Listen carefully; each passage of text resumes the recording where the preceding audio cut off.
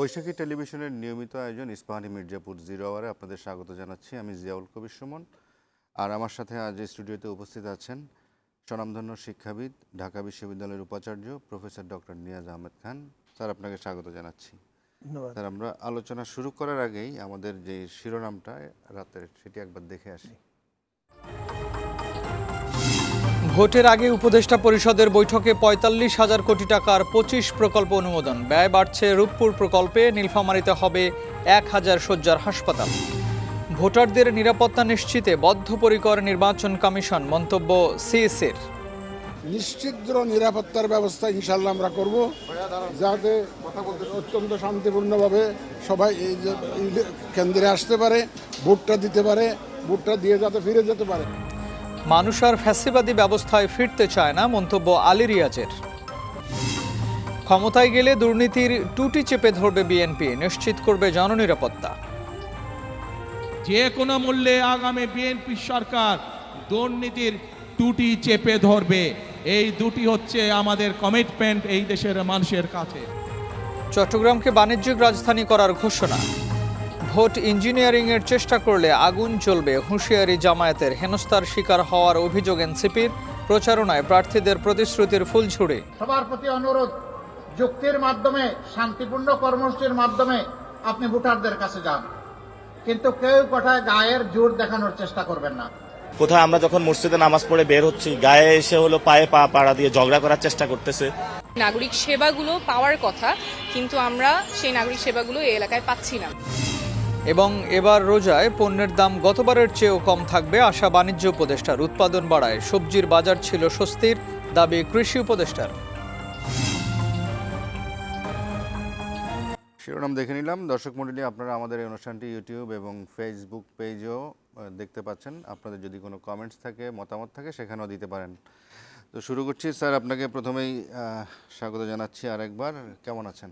ধন্যবাদ, ভালো আছি। আচ্ছা, প্রায় 1.5 বছর আপনি দায়িত্ব পালন করে ফেললেন ইতিমধ্যে ঢাকা বিশ্ববিদ্যালয়ের। আর একটা গণঅভ্যুত্থান পরবর্তী একটা বিশৃঙ্খল অবস্থায়, সে অবস্থা থেকে আপনি ঢাকা বিশ্ববিদ্যালয়ের দায়িত্ব গ্রহণ করেছেন সে অবস্থায়। সো এটা যখন আপনি এই আপনার নামটা আসলো, তখন আপনার কেমন লেগেছে? আর এই বিশৃঙ্খলার সে তাৎক্ষণিকভাবে কি কি চ্যালেঞ্জ ছিল আপনার কাছে? যেমনটা আপনি বলেছেন যে খুবই একটি বিশেষ ধরনের পরিস্থিতিতে আমরা তখন দায়িত্ব নিয়েছিলাম। হলগুলো প্রকৃত অর্থে ভাসমান ছিল, প্রশাসন ছিল না, একাডেমিক কর্মকাণ্ড সম্পূর্ণ বন্ধ হয়ে গিয়েছিল এবং ছাত্র শিক্ষক সবাই একটা কঠিন শারীরিক এবং মানসিক ট্রমার মধ্যে দিয়ে যাওয়ার কারণে যথেষ্ট উত্তেজনাও ছিল। Emotions are also running very high. ওই পরিস্থিতিতে আমরা দায়িত্ব নিয়েছিলাম এবং আমাদের প্রথম কাজ যেটি ছিল সেটা হচ্ছে একাডেমিক কার্যক্রম চালু করা যত দ্রুত সম্ভব। তো আমরা অংশীজনদের সাথে আলাপ করে অভিভাবকদের হলগুলোতে ভিজিট করলাম এবং পালাক্রমে আমরা বিভিন্ন মহলের সাথে আলাপ আলোচনা করে আমরা মোটামুটি 1 মাসের মধ্যেই আমরা একাডেমিক কার্যক্রমগুলো চালু করতে পেরেছিলাম। তারপর দ্বিতীয় যে বড় চ্যালেঞ্জটা ছিল সেটা হচ্ছে হলগুলোতে মোটামুটি একটা প্রশাসনিক শৃঙ্খলা ফেরত আনা। গণরুম প্রথা বিলুপ্ত হলো এবং আমরা হল প্রশাসন মোটামুটি হলের একটা নিয়ন্ত্রণ আছে। এবং এখন যদি আপনি জিজ্ঞেস করেন যে মহসিন হলের 242 নম্বর রুমে কে থাকে, হল প্রশাসন নাম বলতে পারবে আপনাকে, কারণ তারাই তাকে পাঠিয়েছে, এই অ্যালার্টমেন্টটা দিয়েছে। এতটুকু আসতেই আমাদের প্রায় 30-40 বছরের স্রোতের বিপরীতে কাজ করতে হয়েছে এবং মানুষের অকুণ্ঠ সমর্থন পেয়েছি এবং সেই জন্যই হয়তো কিছুটা সম্ভব হয়েছে। আরেকটি বিষয় আপনি আলাপ করছিলেন যে আমাদের কথা কিভাবে হলো বা কিভাবে এলো, এটি মূলত ছাত্ররা আমাকে সুপারিশ করেছিল, ছাত্রদের একটা অংশ। আর এরপর সরকার তার নিজের প্রক্রিয়াতে বিচার বিশ্লেষণ করেছে। আমার তরফ থেকে আমি ওই অর্থে, আপনি তো একাডেমিশিয়ান, কিন্তু প্রশাসনিক দায়িত্বে কিভাবে এলেন? জি, প্রথম কথা হচ্ছে যে আমি এর আগেও কিছু প্রশাসনিক দায়িত্বে ছিলাম অন্যান্য প্রতিষ্ঠান। আমি বিশ্ববিদ্যালয় থেকে অনেকবারই লিয়ান এবং ডেপুটেশনে অন্যান্য কাজকর্ম করেছি, আন্তর্জাতিক প্রতিষ্ঠান সহ। প্রশাসনিক কিছু অভিজ্ঞতা আমার ছিল। আর আমি ঠিক এই দায়িত্বের আগে ইন্ডিপেন্ডেন্ট ইউনিভার্সিটি বাংলাদেশের ভারপ্রাপ্ত উপাচার্যের দায়িত্বে ছিলাম। হয়তো ওখান থেকেই বিবেচনাতে এসছে। আর আমি যেহেতু দলীয় রাজনীতির বাইরের মানুষ, ছাত্রদের হয়তো ওই সময়ের বিবেচনাতে তুলনামূলকভাবে একটু অরাজনৈতিক ঘরানার মানুষ হয়তো তারা চাচ্ছিলেন। জি সেটাই সেই কারণেই এখানে জি। যাই হোক এটা জেনে নিলাম। তো আপনি যখন শিক্ষকতা পেশায় আসলেন, জি যেহেতু আপনি অরাজনৈতিক কথা ব্যক্তি হিসেবে নিজেকে বললেন, তো সাধারণত আমরা দেখি বিশ্ববিদ্যালয়ে অমুক দল তমুক দল নানা দল আছে, এই দলের সাথে এই দলগুলোর সাথে আপনার সম্পৃক্ততা নেই বলে আমরা জানি। তো আপনি যখন বিশ্ববিদ্যালয়ের শিক্ষক হিসেবে প্রথম আসছেন, তখন কি আপনি ভেবেছেন যে আমি সব টপ পজিশনে যাব, নাকি সর্বোচ্চ একাডেমিক কোয়ালিফিকেশন বা এগুলো আমার থাকবে, কোনটাকে আপনি প্রায়োরিটি দিতেন? এটা আপনি একটা খুব ইন্টারেস্টিং প্রশ্ন করেছেন। আমি নিজেকে কোনোভাবে এইভাবে ভাবিনি। আমি কোনো সময় চিন্তা করিনি যে এক সময় আমি একটা বিশ্ববিদ্যালয়, বিশেষ করে ঢাকা বিশ্ববিদ্যালয়ের মতো একটি জাতীয় প্রতিষ্ঠানের একটা গুরুত্বপূর্ণ দায়িত্বে যাব, কোনো সময় আমি ভাবিনি এটা।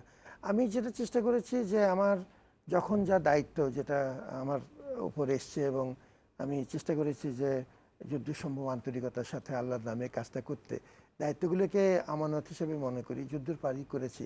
আমি আসলে ভাবিনি যে কোনো সময় বা ওই ওই ওই অর্থে খুব বড় কোনো উচ্চাভিলাষী আসলে আমার ছিল না। জি মানে চলার পথেই জি, যেভাবে এসছে জীবন, পরিস্থিতির শিকারও বলতে জি পারি আমরা। জি জি ইন এ সেন্স।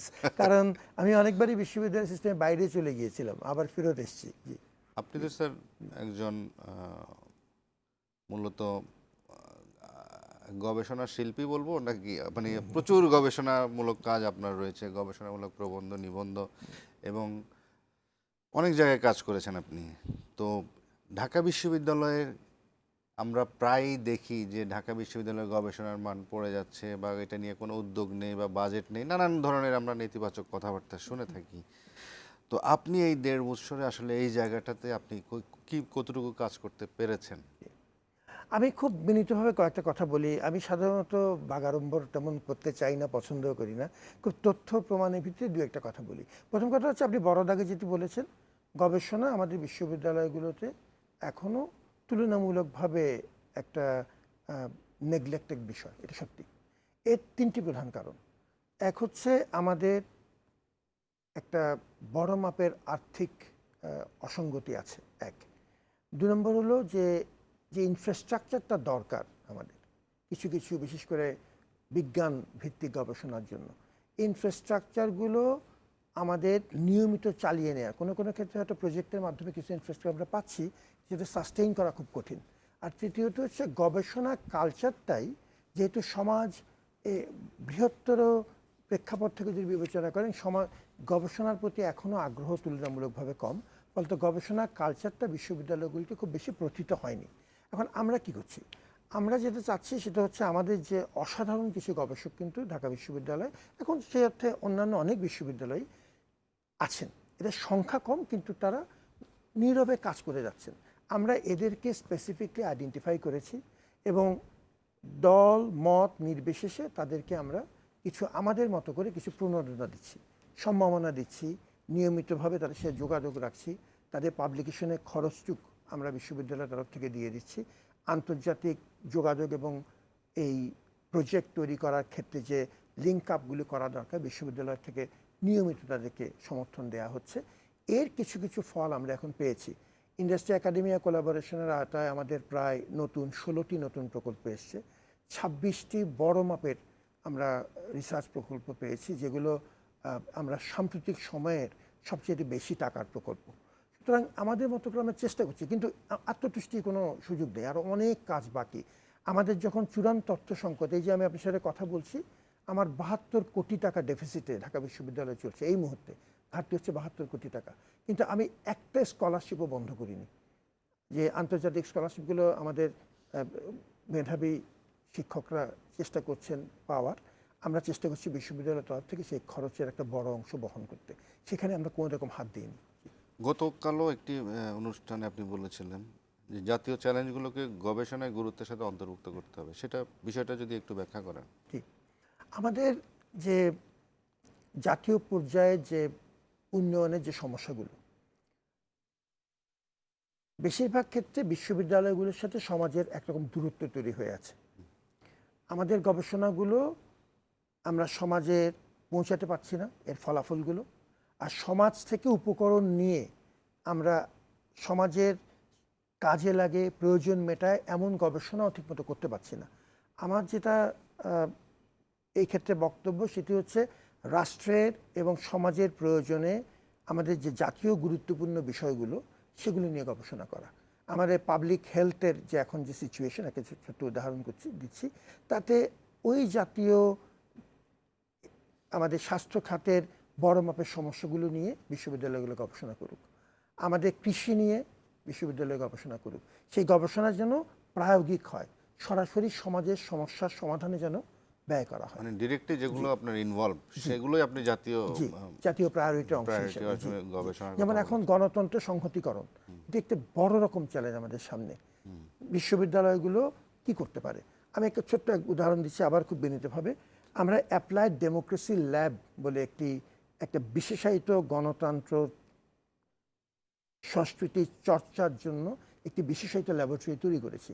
এটা মার্কিন যুক্তরাষ্ট্রের সরকারের সহযোগিতায় তৈরি করা হয়েছে আমাদের সামাজিক বিজ্ঞান অনুষদের আওতায়। তাতে গণতন্ত্রের বিভিন্ন দিক নিয়ে চর্চা হবে।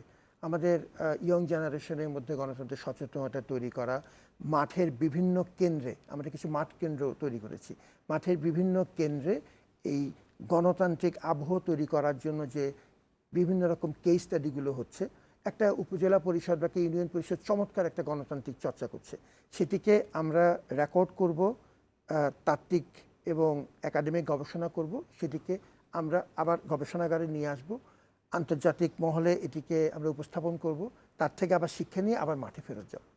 গণতন্ত্র চর্চার যে বিভিন্ন দিক, সাংবাদিকতা সহ এই বিভিন্ন দিককে আমরা ক্রমাগত গবেষণা করতে থাকব এবং এই কালচার এবং নাচারটা হবে মাঠ এবং কেন্দ্রের মধ্যে। আমরা একবার মাঠ থেকে জ্ঞান নিয়ে বিশ্ববিদ্যালয়ে আসব, আবার বিশ্ববিদ্যালয়ে সেই জ্ঞান পরীক্ষা করে আবার মাঠে যাব, এবং এটি একটি সিস্টেমেটিক পদ্ধতিতে আমরা করার চেষ্টা করছি। এটা কি 24-এর আগস্টের পরেই সম্প্রতি এই এখন গত মার্চে এটি আমরা প্রাথমিকভাবে ইন্ট্রোডিউস করেছি, মে থেকে ফুল স্কেল কাজ করছি। আর আরেকটা বিষয় সেটি হচ্ছে জুলাই বিপ্লবের অনেকের জীবনে অনেক ধরনের পরিবর্তন এসে গেছে। আমি নিজেকে নিয়েও বলতে পারি, তো আমিও জুলাই বিপ্লবের ফলেই হয়তো আজকে এখানে। তো জুলাই বিপ্লব টেকসই করতে করণীয় কি কি, এটা কিভাবে টেকসই করা যেতে পারে? আমি প্রথমত আপনি যে কথাটি বলেছেন এটি খুব মূল্যবান একটি কথা, যে এই যে আমরা এখানে বসে আছি মানুষের রক্তের ঋণ নিয়ে বসে আছি, কোনো সন্দেহ নেই, এবং আমরা সেটি অত্যন্ত কৃতজ্ঞ চিত্তে স্মরণ করি। জুলাই যোদ্ধাদের অবদান আমাদের জীবনে, পেশাগত এবং প্রাতিষ্ঠানিক জীবনে। আমরা আমাদের তরফ থেকে যে বড় মাপের চ্যালেঞ্জগুলো আছে সেটি একটি হচ্ছে এই ঐক্যটা কিছুটা এখন বিভাজনের রাজনীতির কারণে একটু তার ভিত্তিটা দুর্বল হয়েছে। ঐক্যতা ধরে রাখা আমাদের অস্তিত্বের স্বার্থেই প্রয়োজন, এটা হচ্ছে আমার প্রথম বড় চ্যালেঞ্জ। দ্বিতীয়ত যেটি হচ্ছে সেটি হচ্ছে জুলাই বিপ্লবের একটি একাডেমিক নির্মোহ বিশ্লেষণ দরকার। এই কাজটি আমরা খুব ভালোভাবে করতে পারিনি। এই জাতীয় বিপ্লব পৃথিবীতে বা গণ অভ্যুত্থান পৃথিবীতে আরও বেশ কয়েকটা জায়গায় হয়েছে। ঢাকা বিশ্ববিদ্যালয় শুধু একটা ছোট্ট উদাহরণ দেই, আমরা একটি আমেরিকান ইউনিভার্সিটির সাথে আমরা একটি বিশেষ চুক্তি করেছি আমাদের শান্তি ও সংঘর্ষ বিভাগের মাধ্যমে, যে জুলাই বিপ্লবের তাদের যে ভিয়েতনাম বিপ্লবের সময়ে আমাদের ওই সময়কার ছাত্র জনতার যে অভিজ্ঞতা, তার সাথে বাংলাদেশের জুলাই গণ অভ্যুত্থানের অভিজ্ঞতার একটা তুলনা করা, এবং আমরা একটা বড় মাপের একাডেমিক প্রকল্প শুরু করেছি।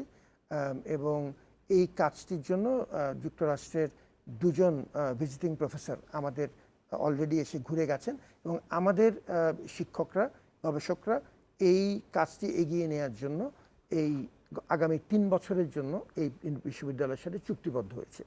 তো আমি সেটা উদাহরণটা দিলাম এই কারণে যে এই একাডেমিক জগৎ থেকে জুলাইকে দেখাটাও একটি বড় মাপের চ্যালেঞ্জ, এবং সেটি খুব দরকার এই বিপ্লবের সাস্টেইনেবিলিটির জন্য। আর হচ্ছে ইতিহাসটা ধরে রাখা, নির্মোহ ঐতিহাসিক একটা বিশ্লেষণ রাখা।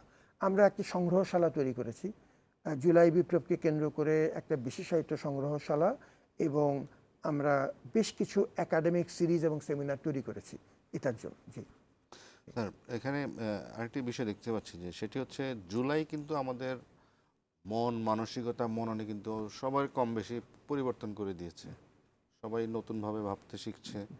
তো আগামীর বাংলাদেশে এই সম্ভাব্য কি কি পরিবর্তন আপনি দেখতে পাচ্ছেন?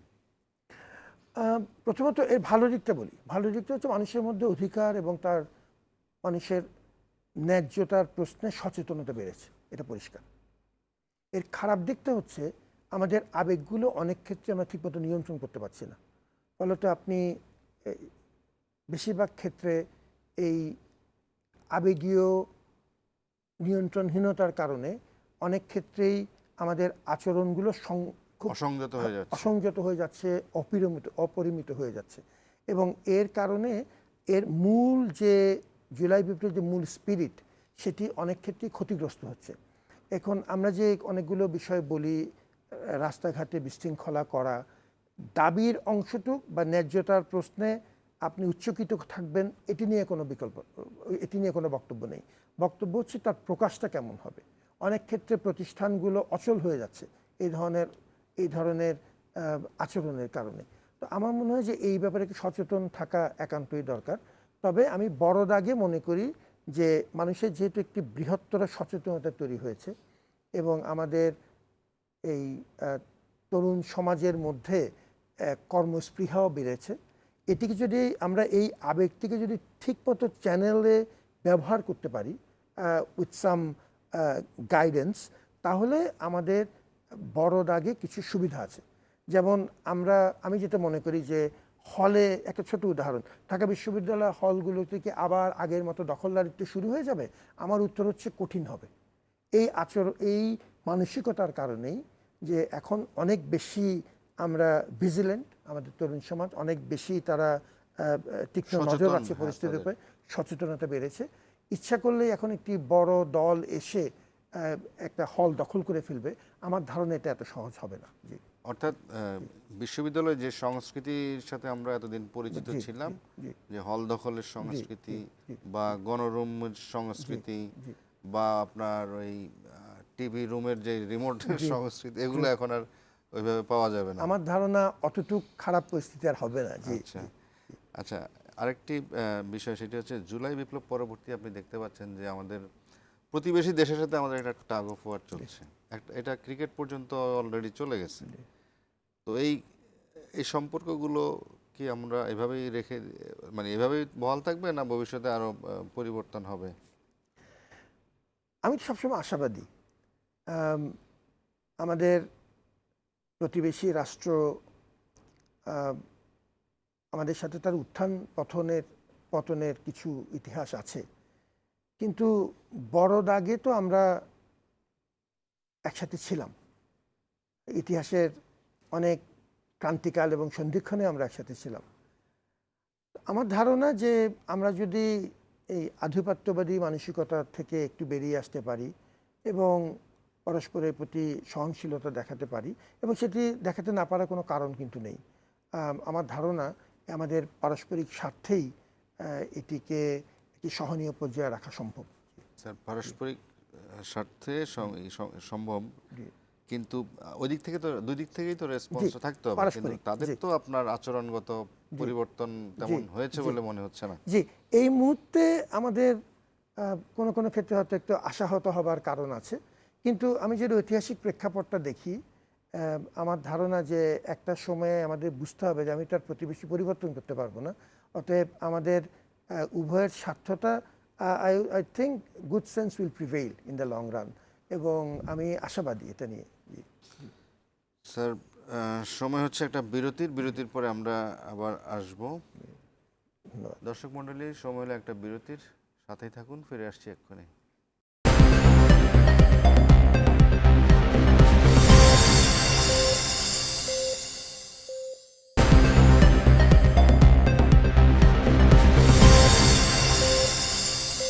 বিরতির পর আবার ফিরে এলাম ইস্পাহানী মির্জাপুর জিরো আওয়ারে। আমাদের সাথে থাকার জন্য ধন্যবাদ।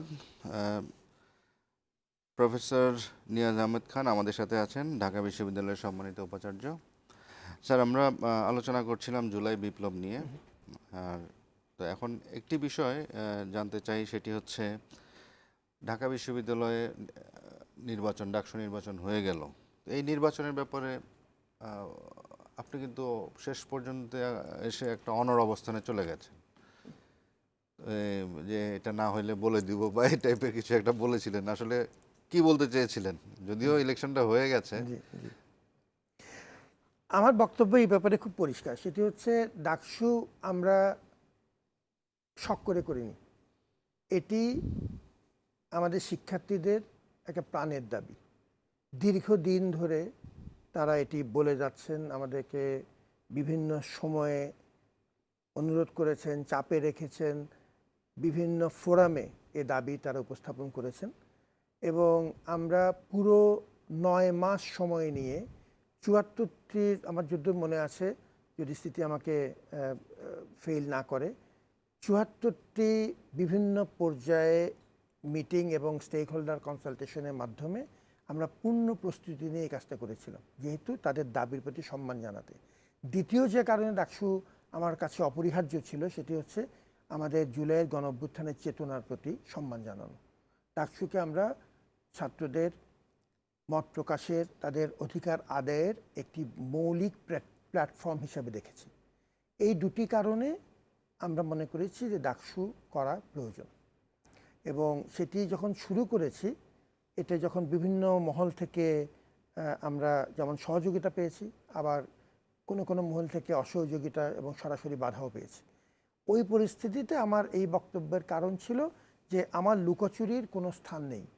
আমি আমার শিক্ষার্থীদের প্রতি কমিটেড, আমার টিম উদয়স্ত পরিশ্রম করেছে।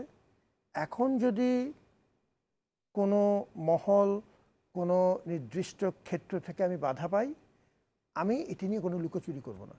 আমি সাংবাদিকদের মাধ্যমে আমার শিক্ষার্থী এবং দেশবাসীকে আমি পুরো ব্যাপারটা জানিয়ে দেব যে এইটুক আমি অগ্রগতি করতে পারলাম, এই জায়গা থেকে বাধার কারণে অগ্রগতি করতে পারছি না। আমার মনে হয় যে এটি একটি আমার স্বচ্ছতা এবং জবাবদিহিতার প্রশ্নে আমি বক্তব্যতে রেখেছিলাম। জি, ডাকসু নির্বাচন পরবর্তী যে ফলাফল, এই ফলাফলে মানে এক ধরনের অনেকেই বিস্মিত হয়েছে। আর নির্বাচন পরবর্তী যে ফলাফল এবং নতুন যে কমিটি, তাদের এই গত এই কয়েক মাসের ভূমিকাটা কিভাবে দেখছেন? এটা কি আপনার জন্য সহায়ক হয়েছে কিনা? প্রথম কথা হচ্ছে ফলাফলটা আমরা কেউই জানতাম না। জি। এবং আমাদের দায়িত্ব হচ্ছে এটাকে যদ্দূর নিখুঁতভাবে করার চেষ্টা করা।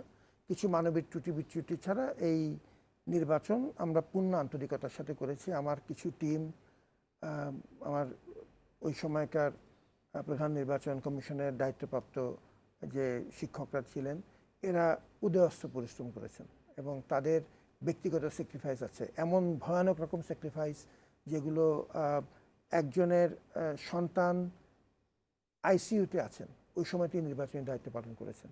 সাংবাদিকদের মধ্যে নির্বাচনী দায়িত্ব পালন করতে যে তিনি মৃত্যুর করে ঢলে পড়েছেন।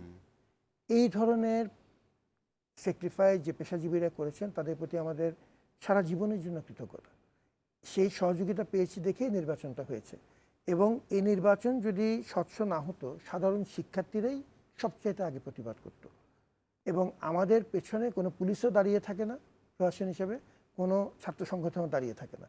আমরা মূলত বেঁচে থাকি সাধারণ মানুষের ভালোবাসা, সাধারণ শিক্ষার্থীদের আমাদের প্রতি যে সমর্থন, তাতে এই সিচুয়েশনে শিক্ষার্থীদের সমর্থনই প্রমাণিত করে যে এই নির্বাচনটা তাদের মতকে প্রতিফলন করেছে। এখন নির্বাচনের ফলে যেটি হয়েছে যে একটি গুণগত পরিবর্তন হয়েছে। এখন যে কোনো আলোচনাতে, আমাদের যে কোনো কমিটিতে আমরা একদম এটি আইন করে দিয়েছি যে তাদের প্রতিনিধিত্ব থাকবে, শিক্ষার্থীদের, নির্বাচিত শিক্ষার্থীদের প্রতিনিধিত্ব আমাদের যে কোনো ফোরামে এখন থাকে, যে কোনো কমিটিতে, যে কোনো ফোরামে থাকে। এটা একটা। 2 নম্বর হচ্ছে, এখন তুলনামূলকভাবে কোনো সমস্যা হলে আমরা প্রথম ডাক পাঠাই সংশ্লিষ্ট হল সংসদকে অথবা ডাকসুকে।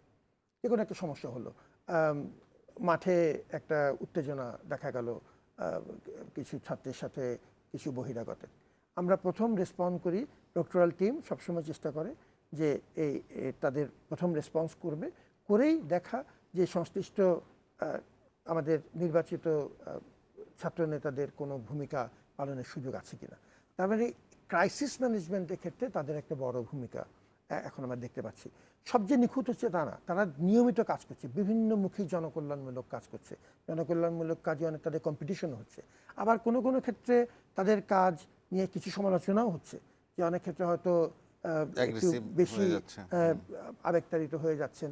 সত্যি, এটা সত্যি, এবং সেটি আমি মনে করি যে তারুণ্যের একটা উচ্ছ্বাসও আছে, এবং ২৬ বছর মধ্যে একটা ১৯-এর এই ডাকসুটা একদম অসমাপ্ত ছিল।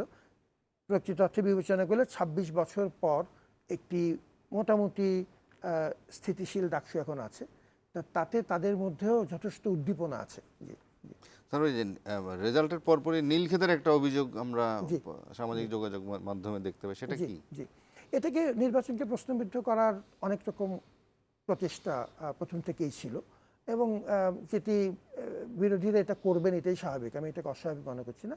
তো একটা পর্যায়ে বলা হলো যে এই ব্যালটগুলো নীলক্ষেত থেকে আমরা সংগ্রহ করে এটা মূলত যে ইঙ্গিতটা দেওয়া হচ্ছে তো জাল ভোটের ইঙ্গিত। তো আমরা সিস্টেম্যাটিকলি সাংবাদিকদের মাধ্যমে সমস্ত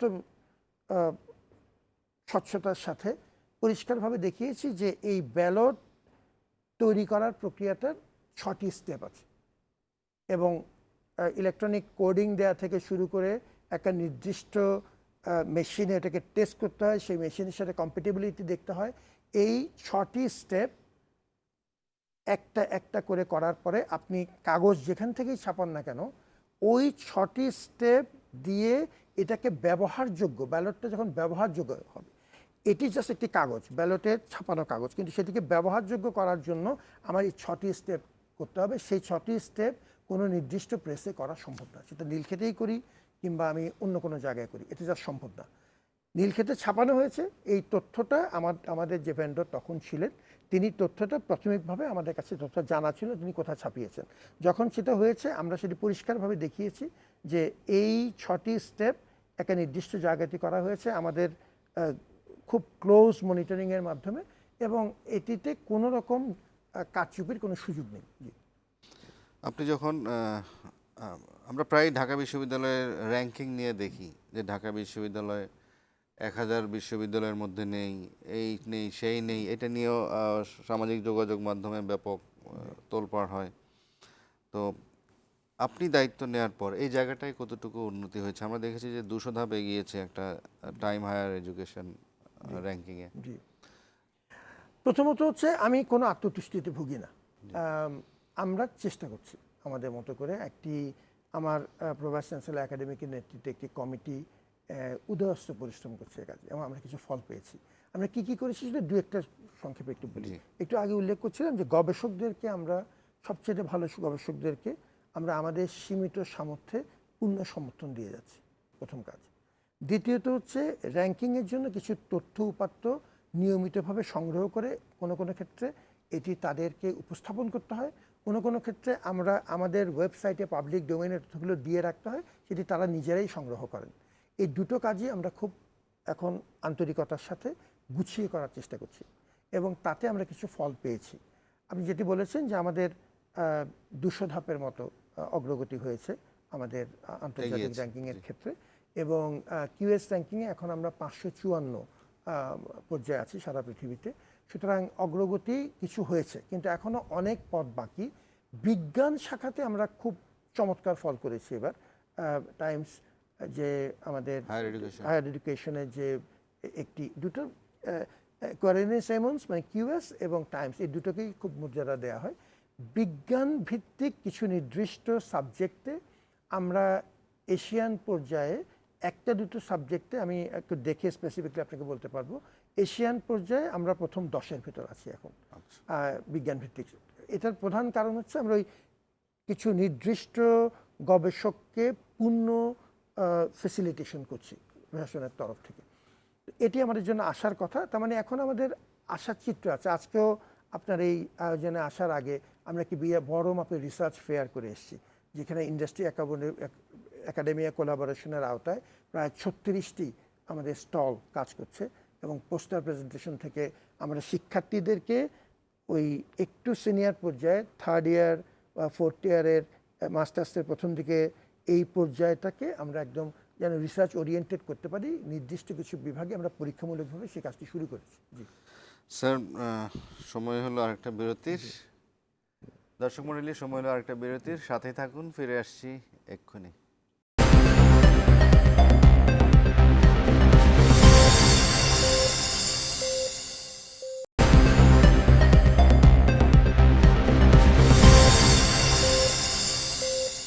বিরতির পর আবারও ফিরে এলাম ইস্পাহানী মির্জাপুর জিরো আওয়ারে। আমাদের সাথে থাকার জন্য ধন্যবাদ। সাথে আছেন ঢাকা বিশ্ববিদ্যালয়ের উপাচার্য প্রফেসর ডক্টর নিয়াজ আহমেদ খান। দর্শক মণ্ডলী, আমরা আমাদের এই অনুষ্ঠান আপনারা একই সাথে ইউটিউব এবং ফেসবুক পেজেও দেখতে পাচ্ছেন। আপনারা আপনাদের কমেন্টস করতে পারেন, মতামত জানাতে পারেন। তার একটি মতামত জানতে চাই, সেটি হচ্ছে শিক্ষক রাজনীতি এবং ছাত্র রাজনীতি। যে প্রচলিত যে রাজনীতি আমরা দেখে আসছি, আপনি কি মনে করেন যে এই শিক্ষক রাজনীতি এবং ছাত্র রাজনীতি যে কোনো প্রতিষ্ঠানের উন্নতির ক্ষেত্রে কোনো ক্ষেত্রে প্রতিবন্ধকতা তৈরি করে? অন্ধ দলীয় কর্মকাণ্ড ক্ষতি করে, পরিষ্কার। আমি যখন একজন শিক্ষক, আমার শিক্ষকতা এই ব্রত এবং এই পেশাকে সার্বজনীনভাবে উপস্থাপন করতে হবে। আমি যদি অন্ধভাবে একটি নির্দিষ্ট দল বা মতের পক্ষে থাকি, সেটি আমাকে এতটুকু অন্ধ করে ফেলে, যখন আমি অন্য কোনো মত বা অন্য কোনো পথের মানুষের কাছে আমার এই শিক্ষা দানের ব্রত পৌঁছাতে তখন আমি কুণ্ঠিত হয়ে যাচ্ছি যে আপনি অমুক মত কিংবা অমুক পথের কিংবা অমুক বিশ্বাসের মানুষ দেখে আমি আপনাকে পড়াতে পারবো না, কিংবা আমি আপনার কাছ থেকে শিখতে পারবো না। ওই পর্যায়ে যখন যায় তখন এটি পরিষ্কার ক্ষতির কারণ। আরেকটি হচ্ছে বিশ্ববিদ্যালয়ের পর্যায়ের একটি সার্বজনীনতার বিষয় আছে।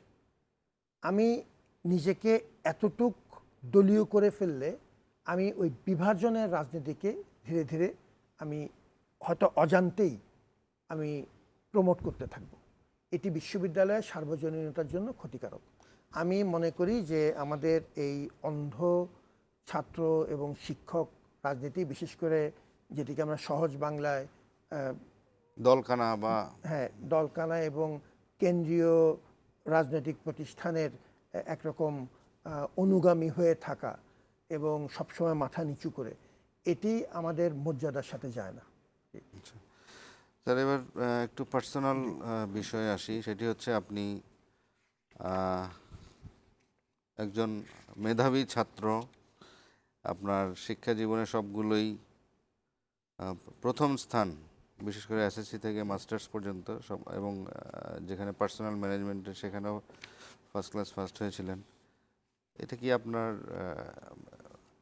মানে এই যে প্রথম হওয়াটা, এটা কিভাবে আপনি অভ্যস্ত হলেন যে এসএসসি থেকে মাস্টার সব জায়গায় আপনাকে ফার্স্ট হতে হবে? ধন্যবাদ স্যার। তাহলে এটা অত্যন্ত একটা ব্যক্তিগত প্রশ্ন, কিন্তু খুব গুরুত্বপূর্ণ প্রশ্ন আমার জন্য। আমি আসলে কোনো সময় যে পরিকল্পনা করে তার প্রথম কেউ হয় না। প্রথমবার আমরা কিছুটা পরিশ্রম করে পড়াশোনা করেছি। এটা আমার ধারণা 13-14 ঘন্টা গড়ে আমরা পড়াশোনা করেছি আমাদের স্কুল এবং কলেজ জীবনের বিশেষ করে। এবং আমরা যারা মনে করে যে ছাত্রটি এতই মেধাবী যে তিনি পড়াশোনা কম করেও পার হয়ে যাবেন, আমার ধারণা এগুলো মিথ। কঠিন পরিশ্রম করতে হবে, সেটি হবে 85 থেকে 90 ভাগ, বাকি 10 ভাগ মেধা আপনাকে সহযোগিতা করবে। মেধা will serve as a lubricant, একটু হয়তো পথটা হয়তো একটু ফ্যাসিলিটেট করলো, কিন্তু শুধু মেধা দিয়ে হবে না। এখন একবার যখন আপনি 2-2.5 লক্ষ ছাত্রের মধ্যে হঠাৎ ফার্স্ট হয়ে যাবেন, তখন যেটা হয় যে আপনি নিজের সাথে নিজে একরকম কম্পিটিশনে জড়িত হবেন। তো এইচএসসিতে যে দেখা গেল আছে এটা ধরে রাখা যায় কিনা একটু চেষ্টা করি, ঠিক একই জিনিস ইউনিভার্সিটি পর্যায়ে হতে থাকে। কিন্তু এটা আপনি এই কথাটি কি ইঙ্গিত আপনার কথার মধ্যে আছে, এটি করতে যেটা হয় যে আমাদের ব্যক্তিগত জীবন খুব খুব সংকীর্ণ হয়ে গেছে। আমার পরিষ্কার মনে আছে আমার পিএইচডি এবং পোস্টডক পর্যায়েও এমন অবস্থা হয়েছে হয়তো যে সেখানে তো আপনি ডিস্টিংশন পেয়েছেন। জি, মানে খুব বিনীতভাবে বলছি এটা, জি পেয়েছিলাম। এখন সেটি করতে যে সারা জীবন এই এক এক এক করতে করতে দেখা যাচ্ছে যে পরিবারের প্রতি কিংবা কোনো কোনো ক্ষেত্রে নিজের জীবনের অন্যান্য দিকের প্রতি অনেক সুবিচার করা একদম যায় না, অর্থাৎ জীবনে অনেক কিছু অসম্পূর্ণ রয়ে গেছে বলতে অসম্পূর্ণ চাচ্ছেন। রয়ে যায়। এবং ওই সময়ে আমরা হয়তো আমার মেয়েটা যখন হলো তাকেও আমি পুরো সময় তখন দিতে পারিনি। আমার খুব কাছের মানুষ যারা আমার স্ত্রী সহ আমার ভাই বোনরাও ওরা ধরেই নিয়েছে যে এই ব্যক্তিকে পড়াশোনার জন্যই তৈরি করা হয়েছে। সুতরাং পরিবার কিন্তু আমার জন্য অনেক স্যাক্রিফাইস করেছে এবং আমার এখন একটু মাঝে মাঝে মনও খারাপ লাগে যে জীবনে দু একবার সেকেন্ড হয়ে পরিবারকে আর কি বেশি সময় দিতে পারলে খুব খারাপ হতো না। জি, একটা ব্যালেন্স মনে হয় থাকার দরকার একটু। জি, জি। আপনাকে স্যার আমরা সামাজিক যোগাযোগ মাধ্যমে দেখি যে আপনাকে 36 পৃষ্ঠার ভিসিও বলেন অনেকে। এটা কি আপনি এনজয় করেন না বিরক্ত হন না? এটা তো আসলে একরকম প্রফেশনাল অ্যাকমপ্লিশমেন্টের একরকম স্বীকৃতি, যদিও হয়তো কোনো কোনো ক্ষেত্রে এর মধ্যে একটু তির্যক মন্তব্যের চেষ্টা থাকে। আমরা তো পাবলিক স্ফিয়ারে চাকরি করি, সুতরাং আমাদেরকে এই জাতীয় কথাবার্তার ভালো এবং মন্দ, কোনো কোনো ক্ষেত্রে খুব নির্দয় কথা শুনতে হয় এবং সেটি নিয়ে আমরা কোনো কোনো সময় একটু হয়তো মন খারাপ হয়, কোনো কোনো সময় আবার ভালোও লাগে। খুব এটা নিয়ে আমি খুব আসলে চিন্তিত না। যেমন স্যার আমরা এই একটা বই যখন আমরা তৈরি করি সেখানে আমরা পেজ নাম্বারগুলো দিয়ে দিই, কন্টেন্ট কি কি কত নাম্বার পেজ। আপনার সিভিতেও দেখলাম যে সেরকম দেয়া। জি, এটা আসলে প্রফেশনাল পর্যায়ে, এটা মূলত আমি একটি আন্তর্জাতিক প্রতিষ্ঠানের বাংলাদেশ দপ্তরের প্রধান ছিলাম, তাদের জন্য এটা ডিজাইন করা হয়েছিল।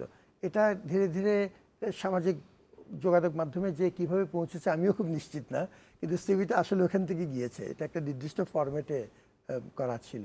তো যেহেতু অনেক রকম কাজ আল্লাহ আমাকে করার সুযোগ দিয়েছেন, এই জন্য হয়তো একটু তুলনামূলকভাবে এটাকে একটু বৈচিত্র্যপূর্ণ মনে হয়। জি, কিন্তু আমি এটা নিয়ে খুব একটু অস্বস্তিতেই আছি।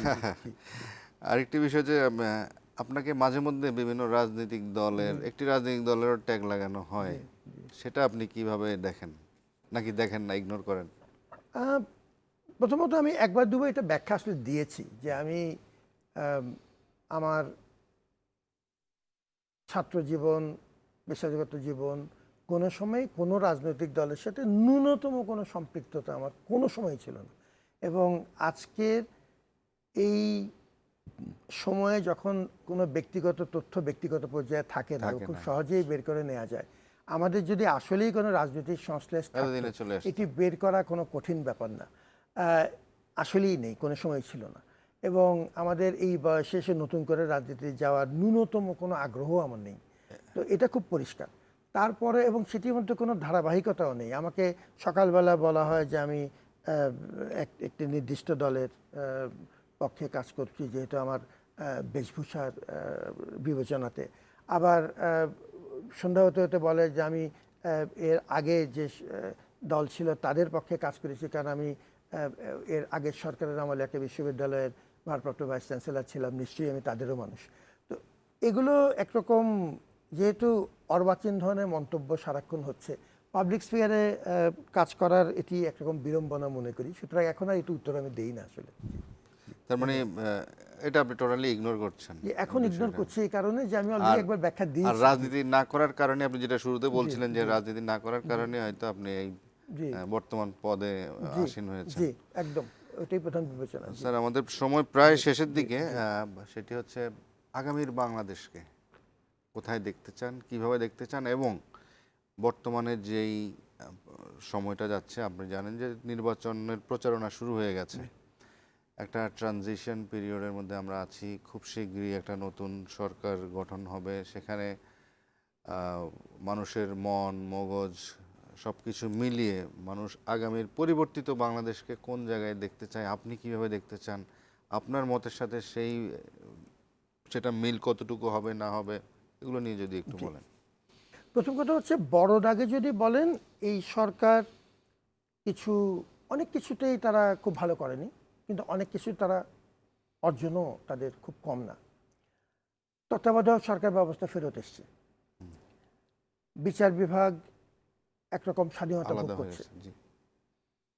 আমাদের যে ধরনের অরাজক এবং একরকম হরিল্লুদ জাতীয় পরিস্থিতি আমাদের আর্থিক খাতে হয়েছিল, সেই তুলনায় আর্থিক খাতের মোটামুটি এখনও তুলনামূলকভাবে স্থিতিশীল অবস্থাতে আছে, সেটিও কিন্তু একটি বড় অর্জন।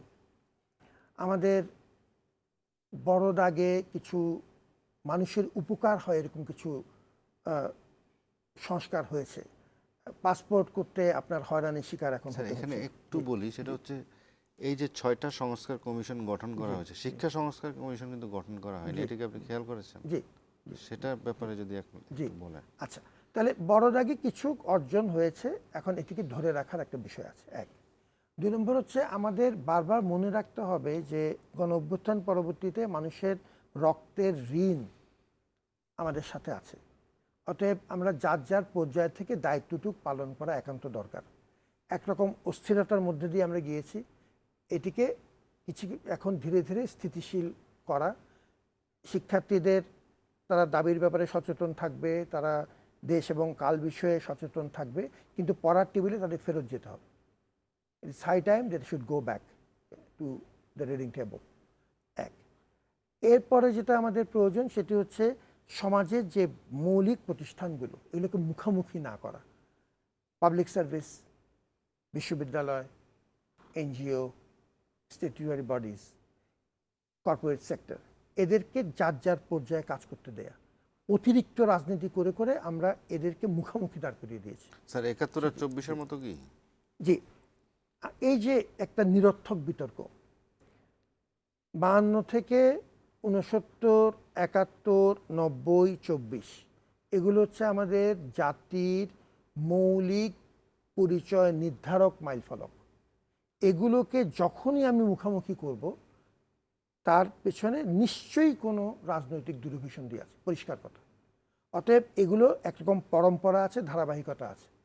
এই ঐতিহাসিক সত্য মেনে নিয়েই আমাদেরকে জাতি হিসাবে একত্রিত থাকা দরকার। এই বিভাজনের জন্যই আমরা এই জাতীয় নিরর্থক বিতর্কগুলো তৈরি করি।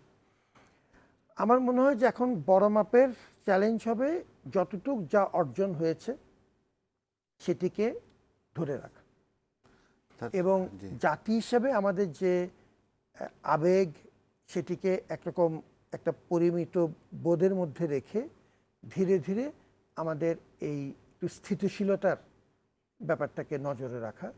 আমাদের হাতে ডেমোগ্রাফিক ডিভিডেন্ডের যে বড় একটা সুযোগ তৈরি হয়েছিল, সেটা কিন্তু দ্রুত শেষ হয়ে যাচ্ছে। এটি মোটামুটি 2048-এর মধ্যে আমাদের এই সুযোগটুকু চলে যাবে। এই যে আমাদের তুলনামূলকভাবে তরুণ যে একটা বড় জনগোষ্ঠী আছে, তাদেরকে কাজে লাগাবার যে শক্তি, সেটি মোটামুটি 2048-এর মধ্যে আমাদের এই সুযোগটি ধীরে ধীরে অপসৃয়মান হবে। এই সিচুয়েশনে আমাদের তাদেরকে কাজে লাগানো তো একটা বড় মাপের চ্যালেঞ্জ। আর বিশ্ববিদ্যালয়গুলোকে আমরা তাদের মতো করে চলতে দিতে হবে। বিশ্ববিদ্যালয়গুলোকে শুধু সরকার আর সরকারি দলের তল্পিবাহক করা যাবে না, পরিষ্কার। বিশ্ববিদ্যালয়কে তাদের মতো চলতে দিতে হবে, এবং আর নতুন বিশ্ববিদ্যালয়ের দিকে বেশি না যেয়ে যা আছে এগুলোকে কনসলিডেট করা খুব দরকার, পরস্পরের হাত ধরে রাখা দরকার। পাবলিক, প্রাইভেট, রিজিওনাল, লোকাল, এই জাতীয় বিভাজনগুলো না করে বিশ্ববিদ্যালয়গুলোকে আমরা একটা ইউনিফাইড বডি আকারে দেখা খুব প্রয়োজন। স্যার অনেক গুরুত্বপূর্ণ তথ্য আপনার কাছে পেলাম এবং আশা করি দর্শকও উপকৃত হয়েছেন। এবং তবে সবচেয়ে যেটা অর্জন যেটা বললেন এর আগে, সেটি হচ্ছে জুলাই পরবর্তী মানুষ তার অধিকার আদায়ের ক্ষেত্রে সচেতন হয়েছে। আশা করি আপনি যেই নতুন বাংলাদেশের কথা বলছেন, সেই বাংলাদেশে এইসব বিষয়ে তারা চিন্তা ভাবনা করবেন এবং এগিয়ে যাবেন, বাংলাদেশে এগিয়ে যাবে। তো আপনাকে এত রাতে আমাদের সময় দেওয়ার জন্য ধন্যবাদ। আপনাকেও ধন্যবাদ, এবং আপনার মাধ্যমে বৈশাখের দর্শকদের প্রতি সালাম এবং শুভেচ্ছা। ধন্যবাদ। দর্শক মণ্ডলী, এই ছিল আমাদের ইস্পাহানী মির্জাপুর 0 আওয়ার। আমাদের সাথে থাকার জন্য ধন্যবাদ।